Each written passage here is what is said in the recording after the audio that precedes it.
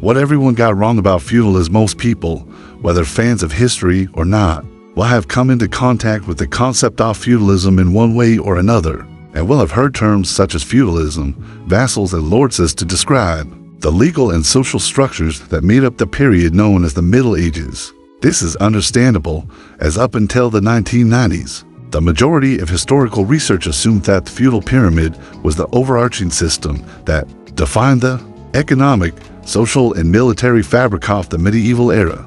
However, the feudal system and its origins have been much less clean-cut in light of more recent research. Modern historians are far more divided as to when and how the feudal system came into being, and whether it is at all suitable for describing the complexity of the European Middle Ages with its many regionalisms, cultures, legal systems, and forms of organization. With these introductory words, we welcome you to our video, in which we explore what everyone got wrong about the feudal system and how our understanding of it has changed in the present day.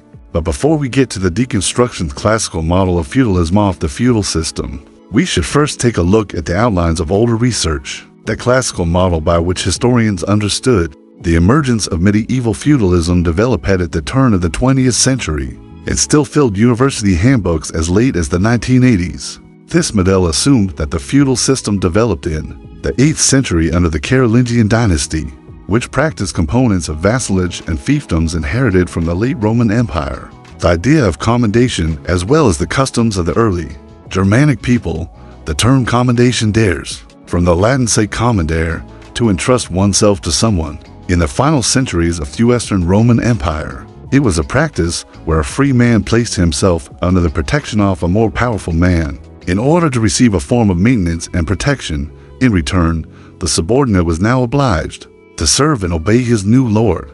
This form of subordination was not exactly attractive, as one was subject to a master out of unfavorable reasons.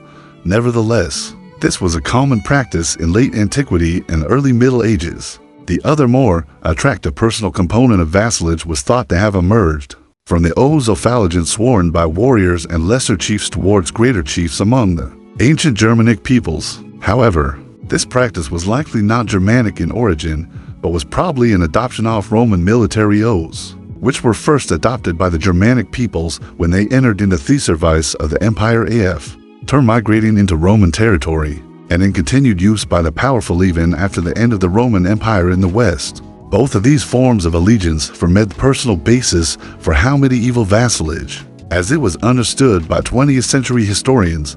Older research assumed that fiefs, the material component of feudalism, could be found in abundance in the sources of the 8th and 9th centuries under the term beneficium.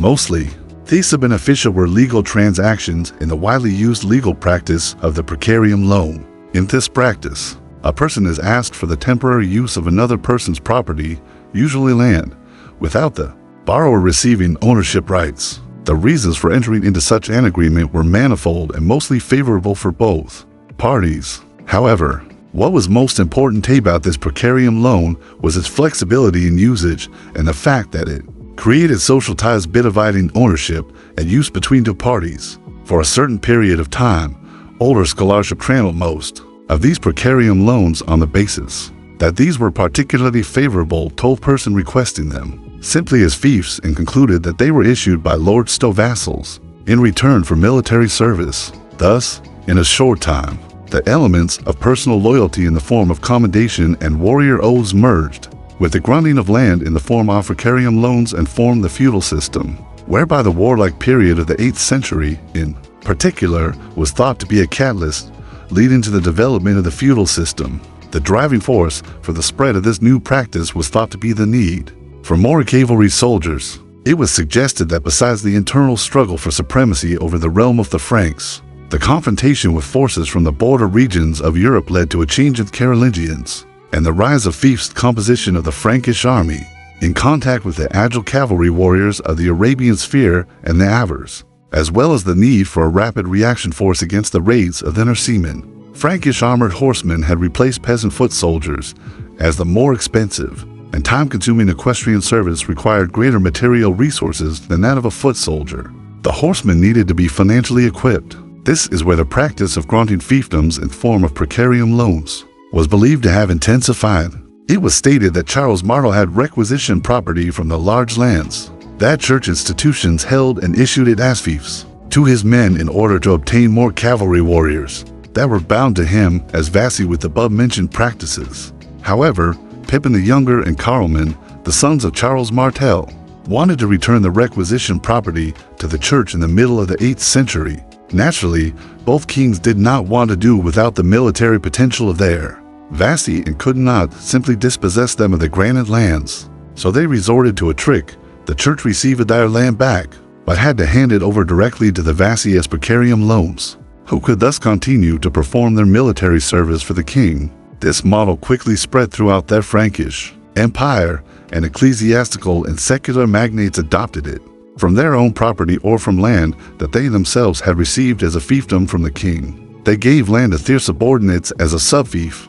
Furthermore, it was also thought that many offices such as bishoprics, duces, and counts were bound to the king in this way as vassals. Thus, early medieval society under the Carolingians was believed to have become a feudal society shaped by a straightforward system that was based on land grants for personal loyalty between lords and vassals. As control over land was the central resource in the early Middle Ages, it was thought that besides military organization, politics and the economy developed alongside the lines of the feudal system. Over time, the hereditary nature of the fiefs developed so that the king's access to landed property of the nobility and thus the royal power dwindled. The feudal system mutated. Susan Reynolds and the Critique of Feudalism monograph, Fiefs and Vassals, the Medieval Evidence Reinterpreted by British historian Susan Reynolds, released in 1994, presented a particular turning point for this model of the social structure of the early Middle Ages, and thus the subsequent development of the medieval epoch. Reynolds' critique mostly pointed out that research up to this point had often interpreted translated terms found in the early medieval sources in a too narrow view. She rightly noted that words such as vassal or fief are not as commonplace in the sources as they are made to be.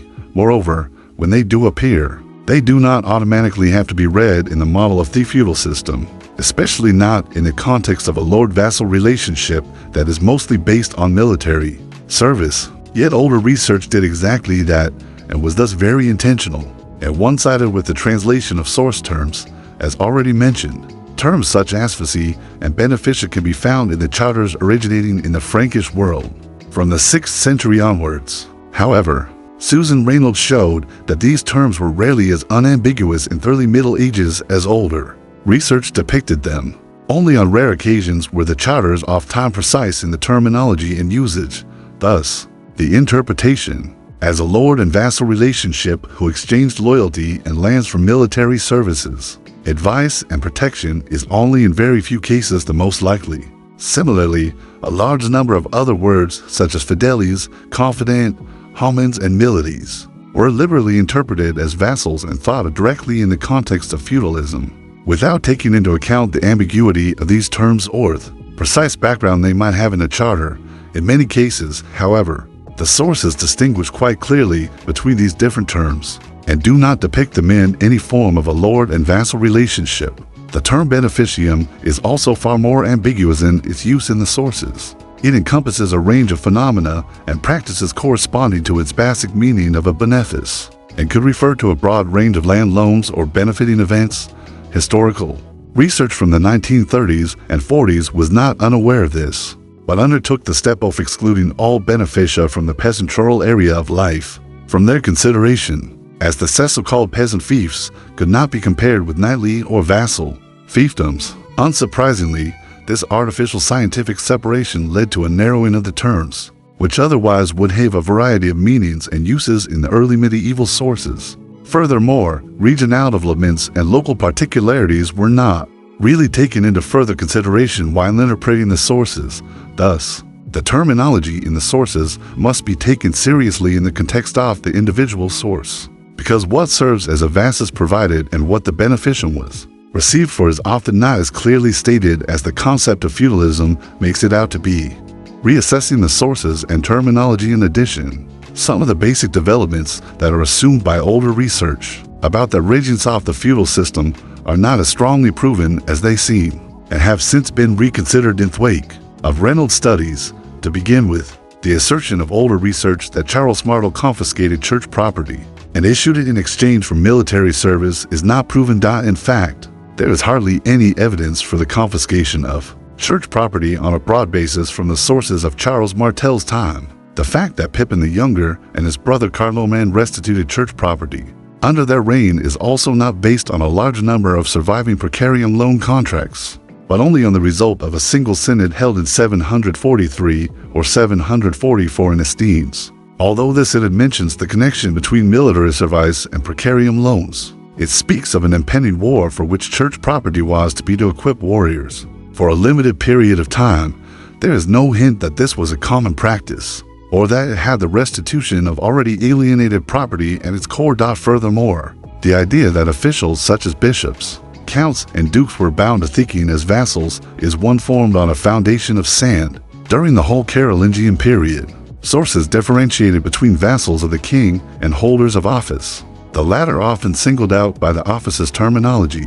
The vassals are strictly separated in enumerations, and the source end find themselves behind the magnates and holders of office. Newer research suggests that the binding between an office and a corresponding fief only emerged in the 12th and 13th centuries, with the emergence of stronger institutionalization in the protestate. Thus, bishops, counts, and dukes were not bound to the king as vassals by a hierarchical structure of fiefs, but by other means of loyalty, trust, and consensus within the elite. To make matters worse, the German historian Hermann Deutener pointed out that he could not make out one single sub-vassal in the sources of the Frankish Empire from the 8th and 9th centuries. As we have thus far demonstrated, the historical reality contained in the early medieval sources was much more diverse than the historical reality reconstructed by older research. So much more diverse, in fact, that the concept of feudalism is unable to capture it. To use the words of Roman Deutener, a system that allows a myriad of exceptions and can only be proven in a few individual cases is no longer a system, but simply a fiction. Today, the image of Carolingian rule is, therefore, less one of a centralized empire with a system of feudalism as its dominating structure at its core, and more one of diverse personal ties and practices which were used skillfully and flexibly by contemporaries, opening up relationships that went far beyond the duality of lord and vassal. Therefore, the birthplace and time of feudalism as a system in Europe lies elsewhere. The true origins of feudalism in medieval Europe, according to Susan Reynolds and others. The origins of feudalism lie in northern Italy in the 11th and early 12th centuries. During those centuries, the emerging jurists of that region studied the Roman law codes that had remained in partial legal use in Italy long after the fall of Roman Empire. Inspired by the clear structure of the Roman law codes, these early lawyers treat of structure, categorize and regulate the diverse practices regarding noble inheritance, loyalty, fiefs, land loans, military duty, breaches of duty, and the difference between a noble and a commoner's fief. Moreover, they tried to stratify who was even able to be granted a fiefdom and on between fiefs and vassalage. In doing so, the jurists attempted to break down the diverse legal practices of their own environment, which often gave rise to conflicts, in order to create basic and clear-cut normative principles that would result in regional stability and easier work for them. Within this, the strict categories and terms of vassals and lords and their relationship along the idea of vassalage emerged. Through the increased spread of these texts and the intensified dissemination of written and codified law in Europe in the 12th and 13th centuries, the work of these Italian jurists was more and more used to define what a fief was, thereby separating the concept of a fief from other forms of land loans and practices. Reynolds argues that in the later 16th century, lawyers specializing in feudal law took up these texts in order to explain the medieval world and its ruling mechanisms according to these legal texts. Historians of 19th century then took on this early modern picture as their own canvases to paint models and systems of the Middle Ages on it. When this critique is taken seriously, one concludes that the common idea of a universal feudal system was just that, the idea of jurists, who tried to categorize and differentiate the diverse practices of human ways of life and their connections into only a few strict cases and categories. Where does this leave historiography with regard to the feudal system today? Most historians follow Reynolds' critique and thought with some added nuances of their own. In recent years, Historians have suggested using a more source-oriented terminology for the early Middle Ages, in order to move away from the artificial terms and unfitting translations previously used in the research discourse when it comes to fiefs and vassals in the early and high Middle Ages. Furthermore, regional studies on feudalism and its corresponding origins and particularities became a staple in research. In doing so, historians try to grasp the facts and concepts of fiefdoms, vassals, loans, personal relations, and so forth that are definitely present in the sources as close to the sources as possible. After all, the lending of land, offices, sovereignty, and property rights remains a defining phenomenon in medieval European history. More videos about history's most common misconceptions are on the way, so make sure you are subscribed and have pressed the bell button to see it. Please consider liking, subscribing, commenting, and sharing. It helps immensely our patrons. And YouTube members can watch more than 200 exclusive videos. Join their ranks via the link in the description or by pressing the join button under the video. To watch these weekly videos, learn about our schedule, get early access to our videos, access our private Discord, and much more,